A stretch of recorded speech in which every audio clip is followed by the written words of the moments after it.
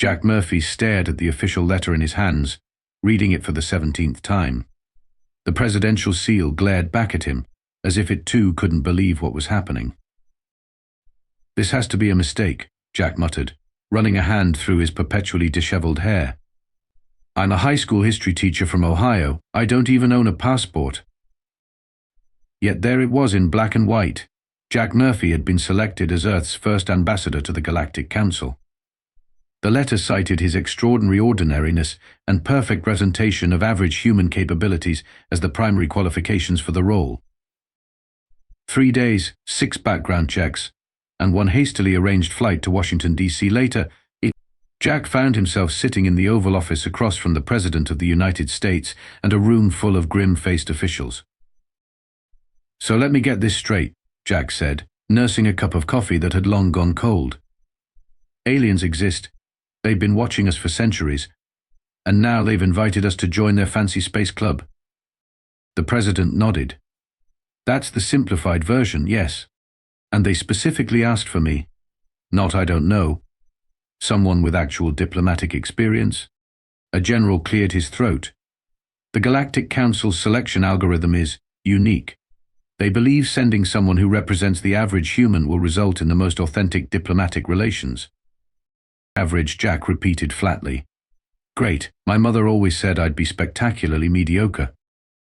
The Secretary of State pushed a thick binder across the table. "This contains everything we know about the 27 species currently in the Galactic Alliance. You have 48 hours to memorize it before your departure." Jack flipped through the binder. Pages of alien physiologies, cultural taboos, and diplomatic protocols swam before his eyes. "You know I grade papers on a curve, right? My students would consider this cruel and unusual punishment." "Mr. Murphy," the President leaned forward, "I understand this is overwhelming. But the fact is, most of the Galactic Council didn't want humans included at all. Only one delegate voted in our favor.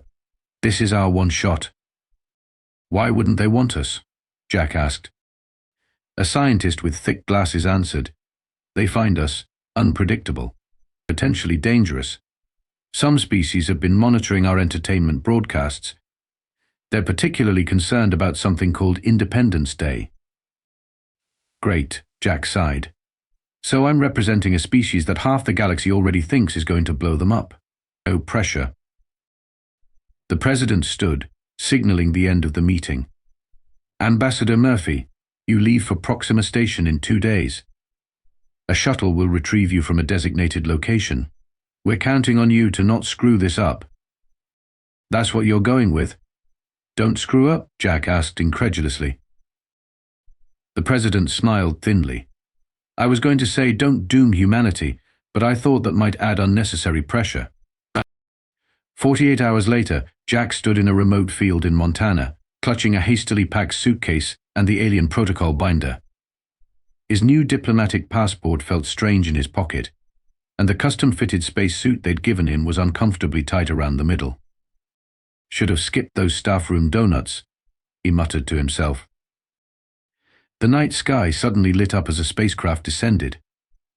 It resembled a giant metallic teardrop, smooth and glimmering in the moonlight. Jack squinted. There were no visible thrusters or engines, just a soft blue glow emanating from its underside. A ramp extended from the ship, and a tall, willowy figure emerged. The alien had blue-tinted skin, 6-fingered hands, and eyes that seemed to change color with each blink. "Ambassador Murphy of Earth?" the alien asked in perfect English, though its mouth didn't move in sync with the words. "That's me," Jack replied, trying to recall if he was supposed to bow, salute, or perform some other greeting ritual. He settled for an awkward wave. "I am Navigator Plex of the Centauri Diplomatic Corps. Please board. The journey to Proxima Station will take approximately 20 Earth hours." Jack nodded, taking one last look at the Montana sky. "Any chance we could make a quick stop at my apartment? I think I left the stove on." Navigator Plex stared at him blankly. Human. The briefing mentioned this would be frequent and often incomprehensible. "Yeah," Jack sighed, following the alien up the ramp. "That's us humans. regular comedians. As the ship doors closed behind him, Jack couldn't shake the feeling that humanity's first foray into galactic politics was about to become the universe's most elaborate cosmic joke.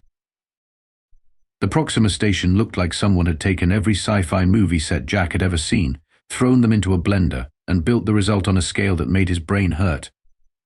It was a massive wheel-shaped structure spinning gently in space, with spires and domes protruding at odd angles. Spacecraft of various shapes and sizes docked along its circumference like bizarre ornaments on a Christmas tree. "Holy," Jack whispered as their ship approached. "It's like Vegas had a baby with the Death Star." Navigator Plex glanced at him. The station houses representatives from 27 galactic species.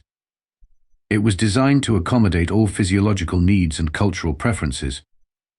"So those bubbles on the side, water habitats for the aquatic delegates. The red-tinted sections are for methane breathers. The spindly towers are for the Avarians who prefer low-gravity environments." Jack pressed his face against the viewport. "And what's that part that looks like it's on fire?" "That is on fire. The Magmarians require an environment of approximately 700 degrees Celsius." "Right. Of course." Jack nodded, suddenly feeling very small and very human. The ship docked with a gentle shudder. Navigator Plex led Jack through a series of corridors that adjusted their atmospheric composition as they walked. Jack's ears popped several times, and he tasted something metallic in the air. "The station automatically adapts to each species' needs," Plex explained. "You may experience some mild discomfort as it calibrates to human physiology." Mild discomfort was putting it mildly. Jack's skin tingled, his left nostril went numb, and he could have sworn he briefly smelled colors. They finally arrived at a vast circular chamber. Hundreds of beings filled the space, some humanoid, others defying categorization entirely. Jack spotted creatures that resembled everything from giant insects to floating clouds of gas. One delegate appeared to be a sentient plant, its leaves rustling in what might have been approval or disgust Jack couldn't tell. A hush fell over the assembly as Jack entered. Into all manner of eyes, sensory organs, and whatever else these beings used to perceive the world turned to stare at him. "The human has arrived," announced a booming voice from the center of the chamber. The speaker was a massive, slug-like creature with iridescent skin and multiple eye stalks. "I am High Chancellor Moop, leader of the Galactic Council." "You are smaller than expected." Jack stepped forward, trying to remember the formal greeting from his briefing materials. "High Chancellor, I bring greetings from Earth, and thanks for your invitation to join the Galactic Alliance." "Invitation?" scoffed a harsh voice from the crowd, a reptilian being with crimson scales pushed forward, more like charity. I still maintained this was a grave error. High Chancellor Moop waved a gelatinous appendage, Ambassador Vorex of the Kryzari Empire. "We have already voted on this matter. The human is here by invitation, however narrow the margin." Jack tried to maintain his diplomatic smile. "One vote, I heard. Anyone want to fess up to being my fan?" A slender, insectoid creature stepped forward. Her exoskeleton was an elegant emerald green, and she moved with precise, calculated steps. "That was me. Ambassador Zrel K of the Xanthi Collective. I studied your planet extensively and advocated for your inclusion." "Well, thanks for that," Jack said, genuinely relieved to have at least one ally in the room. "Do not thank me yet, human," Zrelka replied, her mandibles clicking. "My decision was made purely on scientific grounds. Your species represents an interesting sociological experiment." "Experiment? Great." Suddenly, a commotion erupted at the far end of the chamber. A group of delegates were loudly conferring, their translators creating a cacophony of overlapping voices. One by one, they approached High Chancellor Moop, presented what appeared to be formal documents, and exited the chamber. "What's happening?" Jack whispered to Zrel K. "They are resigning their positions," she replied. "Approximately half the delegates appear unwilling to participate in a council that includes humans." burst a sweat. Jack's jaw dropped. "Seriously? They're quitting because of me?" Indeed. The Florian matriarchy considers humans too impulsive to be trusted. The quantum collective believes your binary thinking will contaminate their thought processes. The Nebulons simply find your physical form disturbing. My physical form. What's wrong with my physical form? Zrelkar's antennae twitched in what might have been amusement. You leak water from multiple orifices, secrete oils constantly, shed your outer layer regularly, and host billions of microorganisms. By many standards, you are a walking biohazard. Jack looked down at his perfectly normal human body, and then back at the dwindling assembly. So I'm causing a diplomatic incident just by existing. That's got to be some kind of record. Welcome to galactic politics, Ambassador Murphy, Zrelkar said, leading him away from the chaotic chamber. Your accommodations have been prepared. You will need rest before tomorrow's proceedings. What's happening tomorrow? The welcome banquet. A tradition for new member species. Jack had a sinking feeling. Let me guess. Half the menu just walked out the door? Actually, Zrelkar replied, given the dietary restrictions of the remaining delegates, you are now the only one who can consume the entire prepared menu. Finally, Jack sighed, a diplomatic crisis unqualified to handle. Part 3. The diplomatic disaster begins. Jack woke to the sound of gentle chimes. His quarters were surprisingly Earth-like, though the bed adjusted to his body in ways that made memory foam seem primitive by comparison. The walls displayed a convincing simulation of an Ohio sunrise, complete with birds chirping and the distant sound of traffic. Nice touch, he muttered, wondering which alien had studied Earth's suburban landscapes so thoroughly. A holographic message floated above his nightstand, reminding him of the welcome banquet. Jack, dressed in the formal diplomatic attire provided by Earth's hastily assembled Xenorelations Department, a dark blue suit with subtle modifications to accommodate alien sensibilities. Apparently, buttons were considered aggressive displays in some cultures, and visible pockets suggested hidden weapons to others. He stepped out of his quarters to find Zrelkar waiting.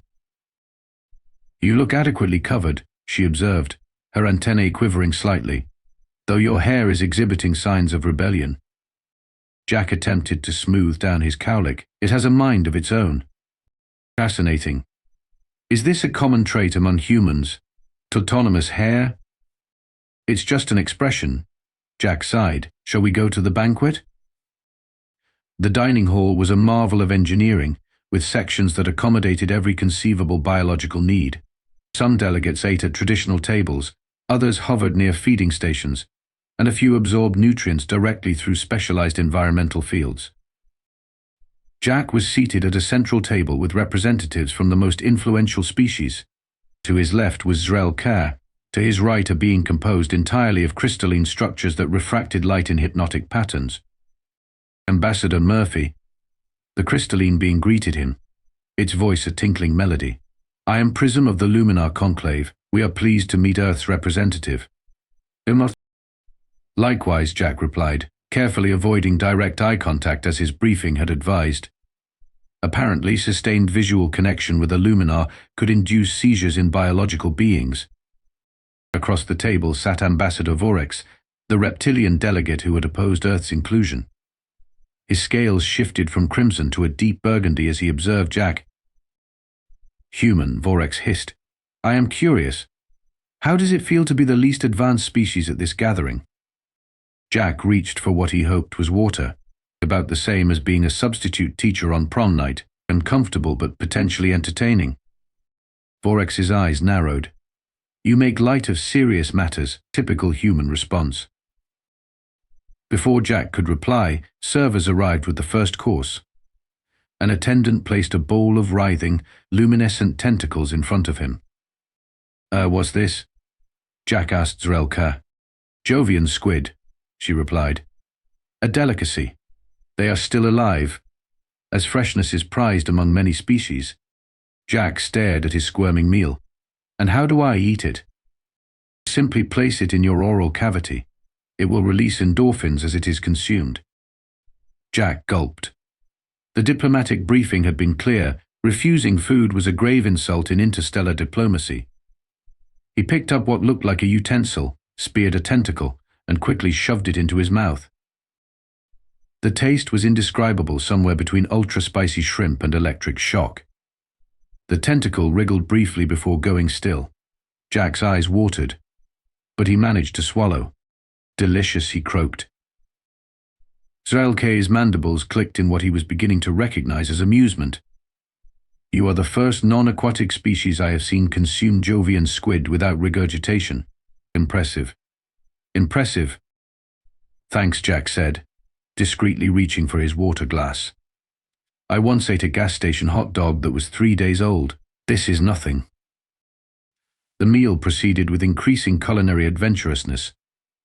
Jack sampled gelatinous orbs that changed flavor with each bite, crystalline structures that dissolved into sweet vapor, and something that resembled blue moss but tasted like the perfect steak. By the time dessert arrived, a pulsing, color-changing custard, Jack had developed a strange reputation among the delegates.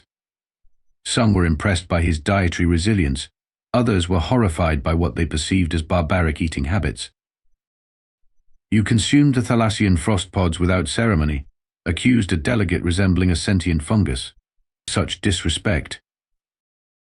And you ate the sacred fruit of Deneb V with your hands, added another, aghast. Jack winced. I apologize for any offense. We don't have these customs on Earth. Vorex leaned forward. Tell me, human, what do you know about the Kryzari Empire? Jack searched his memory for information from the briefing materials. You're a mighty civilization from the Sagittarius arm, known for your military prowess and, our sacred honor code, Vorex finished, which includes never sharing a table with species that consume flesh for sustenance. Yet here you sit, having just devoured several sentient appetizers. Jack's fork clattered to his plate. Sentient? I thought they were just food. The table fell silent. Several delegates pushed their plates away in disgust. Vorex's scales rippled with satisfaction. Of course they weren't sentient. But you didn't know that, did you? You would have eaten them regardless. This is why humans cannot be trusted. You consume without consideration. Jack felt his face flush with embarrassment and anger. That's not fair. I was trying to be respectful of your customs. Respect? Vorex stood, towering over the table. Your species broadcasts its true nature across the galaxy.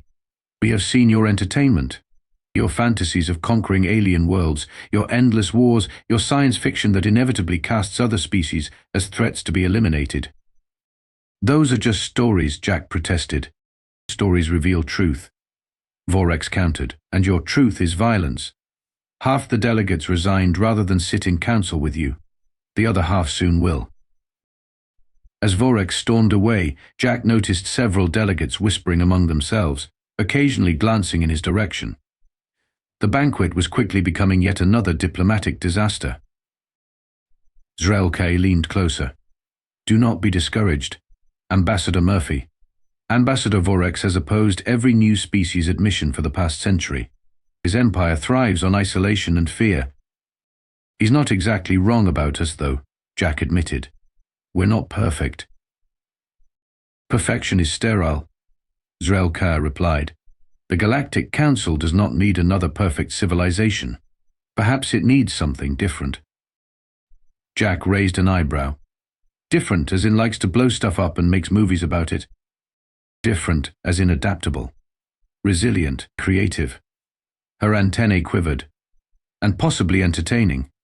I have never before attended a diplomatic banquet where the new ambassador was tricked into believing they had consumed sentient beings. Glad I could provide the evening's entertainment, Jack said dryly. What's next on the diplomatic disaster tour? The traditional after-dinner negotiations, small groups discussing mutual interests. Jack groaned. Any chance I could skip that part? It would be unprecedented. Zrelke conceded. But then again, so is most of what has happened since your arrival. As they left the banquet hall, Jack noticed Vorex huddled with a group of delegates in a secluded corner. Their conversation ceased abruptly when they spotted him. I don't think Ambassador Vorex is done with me yet, Jack murmured. No, Zrelke agreed. And that is concerning. The Kryzari do not admit defeat easily. They simply change tactics. Jack spent the following morning exploring Proxima Station, partly out of curiosity and partly to avoid causing another interstellar incident. The station was a marvel of engineering and cultural compromise, with sections that mimicked dozens of planetary environments. While wandering through what appeared to be an arboretum filled with exotic plants, Jack bumped into literally an amorphous blob of translucent blue jelly. The impact sent ripples through the creature's body. "Oh God, I'm so sorry," Jack stammered, reaching out instinctively before pulling his hand back, unsure if touching would make things worse. The blob quivered, then reshaped itself into a roughly humanoid form with a small protrusion that might have been a head. "No apology necessary, human ambassador. Physical contact is how my species communicates greeting." "Oh," Jack said, relieved. "In that case, hello, I'm Jack Murphy. I am Ambassador Gloop of the Viscosians." The blob's voice emerged from somewhere within its gelatinous mass, oddly deep and resonant. "That is not my actual name, of course. My true designation involves complex protein sequences and pheromone markers, but Gloop is easier for solid beings to pronounce." Jack grinned. "I appreciate that. So, Ambassador Gloop, you didn't resign when I arrived." "Why would I?" Gloop rippled what might have been shoulders. "My species has studied humanity for decades. Your music is particularly fascinating.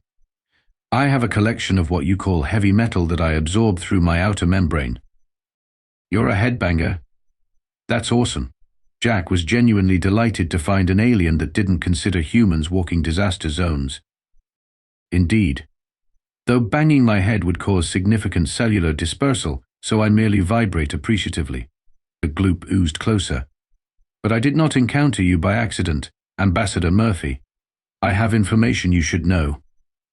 Jack's smile faded. "What kind of information?" "Several delegations met secretly after last night's banquet. They discussed methods to force humanity's removal from the Council." "Let me guess. Vorex was leading the charge." "Correct. The Kryzari ambassador has convinced several influential species that humans represent an existential threat." Gloop's form shimmered with concern. "But there is more. I detected unusual chemical signatures during the meeting, molecules associated with Kryzari assassination protocols."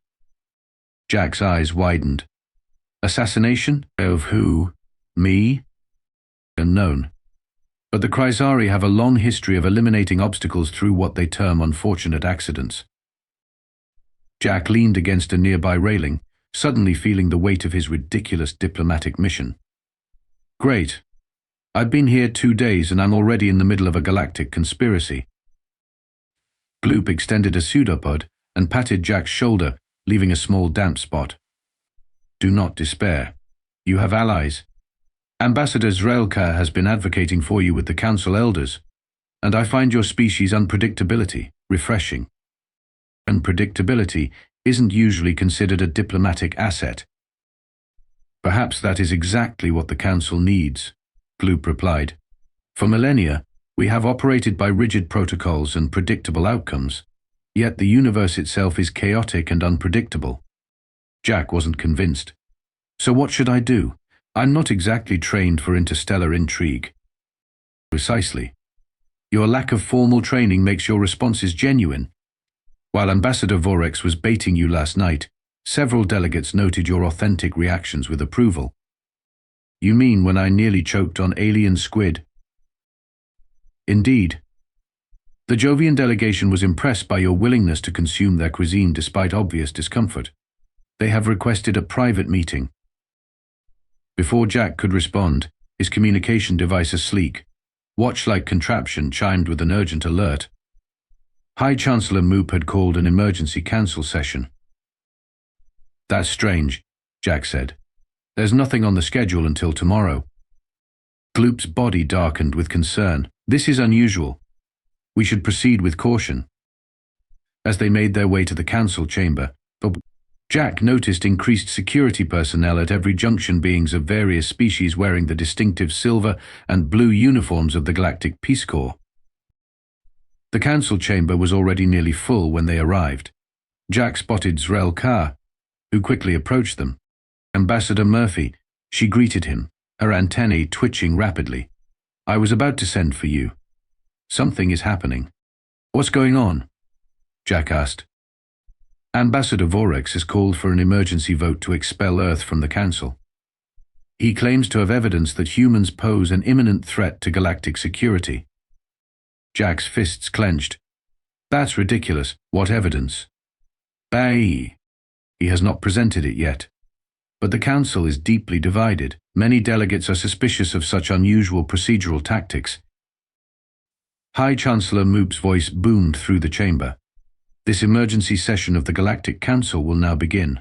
Ambassador Vorex of the Kryzari Empire has requested the floor to present evidence regarding the human delegation. Vorex strode to the central podium, his crimson scales gleaming under the chamber lights. Distinguished delegates, I come before you with grave concerns. The human ambassador's presence has already caused unprecedented disruption to our proceedings. Jack rolled his eyes. Not my fault half your colleagues are xenophobic, he thought. But far more concerning, Vorex continued, are the discoveries our intelligence service has made regarding human intentions. We have intercepted communications suggesting Earth plans to use their Council membership to gain access to advanced technologies they intend to weaponize. Murmurs swept through the chamber. Jack stepped forward. That's completely false. Earth has no such intentions. Vorex ignored him.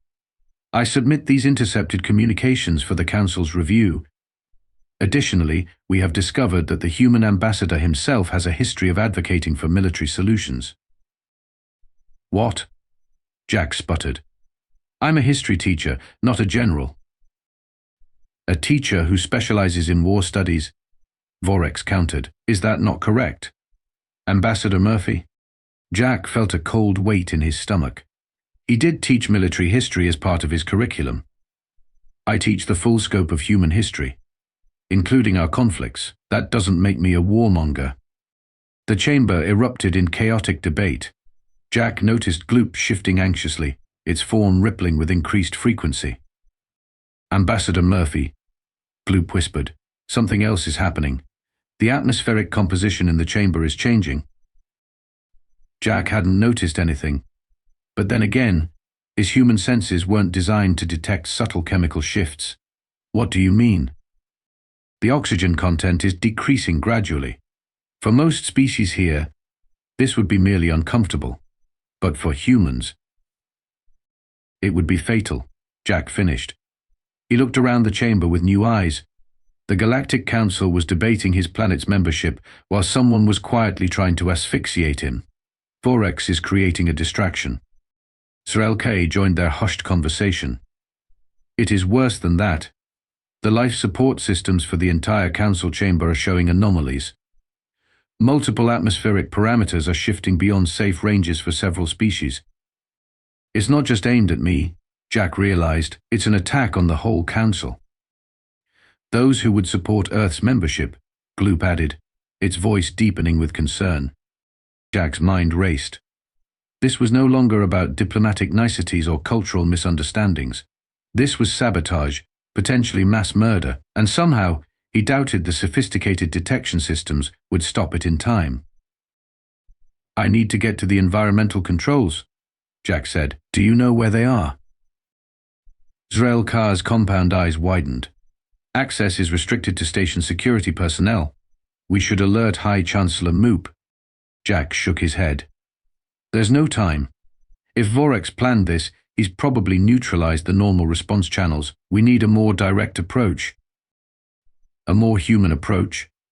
Gloop asked, its form quivering with what might have been excitement. Exactly, Jack said, already heading for the exit. Sometimes you need to do things the old-fashioned way. Jack's lungs burned as he sprinted through Proxima Station's corridors, following Zrel directions to the environmental control hub.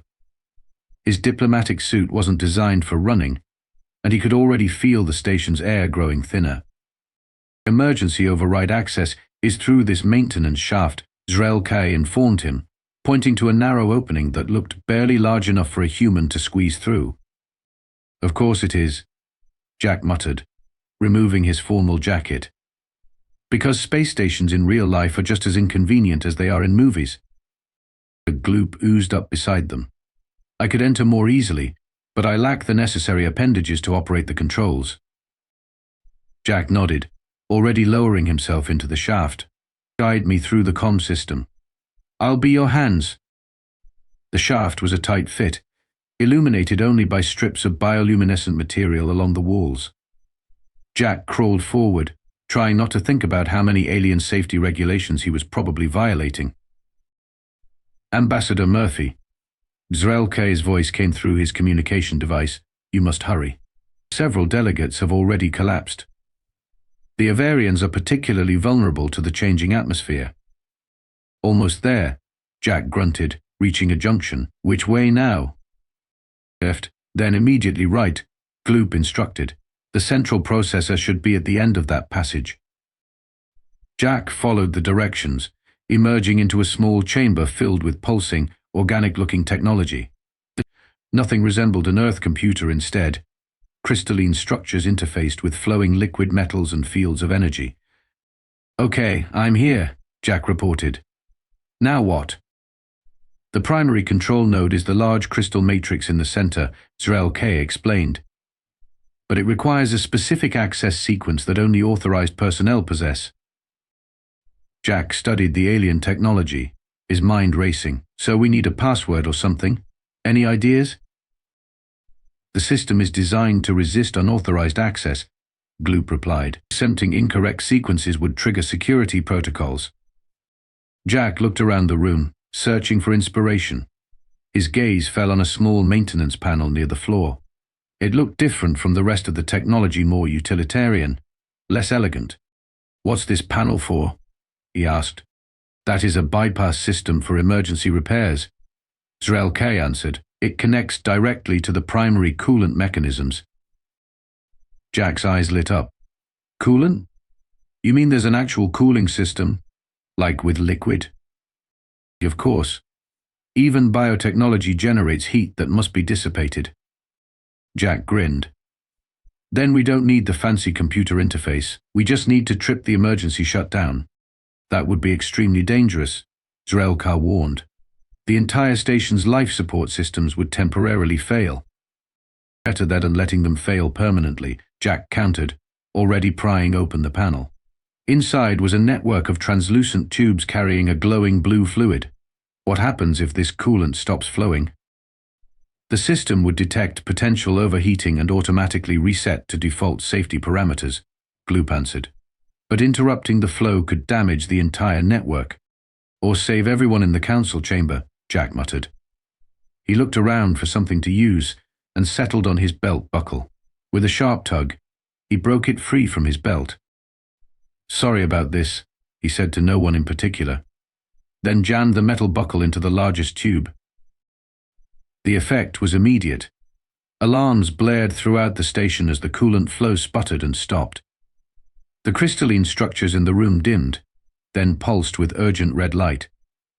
Emergency protocols engaged, announced an automated voice in multiple languages. Life support systems resetting to base configuration. All environmental modifications suspended. Jack's communicator crackled with Zrelke's voice. Ambassador Murphy, you've succeeded. The atmosphere in the council chamber is stabilizing. Great, Jack gasped, suddenly aware that the air in the maintenance area was rapidly thinning. But I think I might have cut off my own oxygen supply too. The reset sequence takes 45 seconds, Gloop informed him. Can humans survive that long without oxygen? About to find out, Jack wheezed, sliding down against the wall as his vision began to blur. The last thing he heard before losing consciousness was the sound of security personnel forcing open the maintenance shaft entrance. When Jack awoke, he was back in the council chamber, lying on a medical gurney. A concerned-looking Zrelke stood beside him, along with Gloop and several other delegates. He's awake, someone announced, and High Chancellor Moop's massive form loomed into view. Ambassador Murphy, the Chancellor said, you have our gratitude. Your unconventional solution saved many lives today. Jack sat up slowly, his head pounding. What happened? Where's Vorex? Ambassador Vorex has been detained, Moop replied. Security teams found evidence linking him to the life support sabotage. He appears to have planned this attack to eliminate support for Earth's membership while making it appear as an unfortunate technical malfunction. Jack nodded, wincing at the movement. So he really was trying to assassinate council members. Not just any members, Zrel Kai added. Those who showed interest in supporting Earth after last night's banquet. Your unusual dining habits apparently won more allies than you realized. Gloop's fawn rippled with what Jack had come to recognize as laughter. The Jovian delegates were particularly impressed by your consumption of their ceremonial squid. They have officially endorsed Earth's membership. Jack blinked in surprise. Because I ate some wriggly tentacles without throwing up? To the Jovians, this demonstrated courage and respect, Moop explained. They rarely see non-aquatic species willing to embrace their cuisine. The council session will resume shortly, Zrel Kai informed him. If you are able to attend, your presence would be significant. Jack nodded, carefully standing up. I'll be there. But first I want to make a quick stop at my quarters to change. He gestured to his disheveled appearance. Can't represent Earth looking like I just crawled through a maintenance shaft. Even though you did, Gloop pointed out helpfully. Especially because I did, Jack replied with a weary smile. As they left the medical area, Jack realized something important had changed. The delegates they passed no longer stared at him with suspicion or disdain.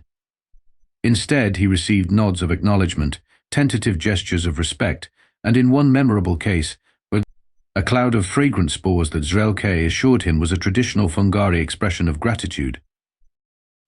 I think I'm starting to understand why that selection algorithm chose you, Zrel Kai commented as they walked. You represent something uniquely human. What's that? The ability to break important alien technology. The ability to find simple solutions to complex problems, she corrected, and the willingness to take personal risks for the greater good. Jack wasn't sure how to respond to that. He'd spent his entire teaching career trying to help students understand humanity's complicated history, both the triumphs and the failures. Maybe that perspective was exactly what the Galactic Council needed. Time to face the music, he said, as they approached the council chamber. I just hope they don't expect me to eat any more squid. The council chamber had been restored to full functionality. The delegates had arranged themselves differently than before. Species that had previously kept their distance now sat near one another, united by their shared experience during the crisis. High Chancellor Moop called the session to order with a resonant boom that silenced all conversation. Delegates of the Galactic Council, we reconvene under extraordinary circumstances. The attempt to sabotage our proceedings has been thwarted, thanks largely to the unconventional alliance formed between species who, until today, barely acknowledged each other's existence. The chamber filled with murmurs of agreement as Moop's three eyes swept across the assembly. Ambassador Zek of the Vespid Collective, Captain T. Lara of Earth, and Diplomat Quor-El of New Andromeda, please approach the central dais. The three figures made their way forward. Zek buzzed softly, antennae twitching with nervous energy. T. Lara walked with military precision, her uniform still bearing carbon scorch marks from the firefight. Quor-El glided with characteristic Andromedan grace, their luminous skin pulsing with shifting patterns of light. The Council has reviewed the evidence gathered during your investigation, continued Moop. The sabotage plot has been traced to a previously unknown faction calling themselves the Cosmic Order, a group of extremists who believe that interspecies cooperation threatens the natural hierarchy of the universe. Holoprojections appeared around the chamber, displaying the faces of those identified as conspirators. Several delegates gasped at the revelation that one of their own representative Vaughn of the Cerulean Alliance had been involved. The irony is not lost on me, T. Lara spoke up, her voice carrying throughout the chamber, that their attempt to divide us has instead united this council like never before. Zek stepped forward, mandibles clicking rhythmically. In the maintenance shafts, when the plasma conduits were failing, I witnessed 7 different species working together without hesitation. No protocols, no diplomatic channels, just beings helping beings. Precisely, interjected Quor-El, their bioluminescence brightening. While the cosmic order sought to expose our differences as incompatible, they instead revealed how complementary they truly are. The Thrax' heat resistance allowed them to seal the breach in the reactor core. The Nebulon's telepathy coordinated our evacuation efforts. The humans. The humans' stubborn refusal to give up, T. Lara said with a small smile, even when the odds seemed impossible. High Chancellor Moop raised a tentacle for silence. This brings us to the matter at hand, the treaty negotiations that were interrupted. After much deliberation, the Council proposes not just a resumption of talks, but an expansion. The central holotable illuminated, displaying a complex document that rotated slowly for all to see. The Galactic Concordat of Unity, Moop announced. Not merely a non-aggression pact, but a framework for mutual defense, scientific exchange, and cultural preservation. A declaration that an attack on one species is an attack on all. The chamber erupted in sounds of various kinds, the clicks and whistles of the aquatic delegates, the harmonic humming of the gaseous species, the throaty growls of the ursoids, but all blending into a chaotic symphony of reaction. Ambassador Zek raised all four arms, eventually gaining quiet.